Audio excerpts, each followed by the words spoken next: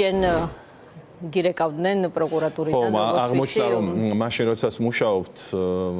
10 წუთით ადრე ყოფილა ზარი ეს ეთერში ვნახე და მე და შენ ვურეკავდით უბრალოდ ჩემი ტელეფონითაც გადავრეკე და ეს სამუშაო ხო შენი ტელეფონით გადავრეკეთ სამუშაო საათებში დაგვირეკეთო თუ რაღაცა ეგეთი პასუხი იყო ხო თუ არც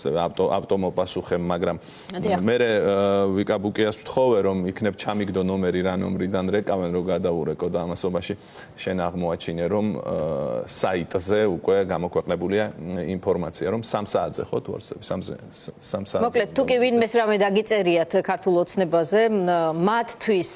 მათი აღქმით შეურაცხმყოფელი შესაძლოა თქვენც მოგივიდეთ ეს მიწვევა სასამართლოში. არ ვიცი ვახო ჩვენ მივადევნებთ რა თქმა უნდა ხვალინდელ პროცესებს თვალს შენთან ერთად და ჩვენ კოლეგებთან ერთად აქტივისტებთან ერთად იქნებიან ჩვენი ჟურნალისტები ყველაფერს დეტალურად უამბობთ თუმცა აქვე შეგვიძლია კიდევ ერთხელ შევაფასოთ ეს როგორც რეჟიმის მხრიდან გამოხატვის თავისუფლებაზე თავდასხმა რომელსაც ჩემი დიდი რწმენით ისევე როგორც შენი მომავალი არ აქვს ამ ქვეყანაში ეს არის გამორიცხული ეს არის წარმოუდგენელი და ამას შეგვიძლია აქვე დაუსვათ დიდი წერტილი ამ ცდილობას. აქვე მინდა უთხრა რომ შემდეგ ჯერზე მაინც და მაინც 8 საათს როცა ეთერში შევდივართ ნუ დაამთხოვენ ან 5 და 10 წუთით ადრე ცოტა უფრო ადრე დარეკონ რომ ჩვენ თვითონ არ მოგვიწიოს საიტზე ეძებნა.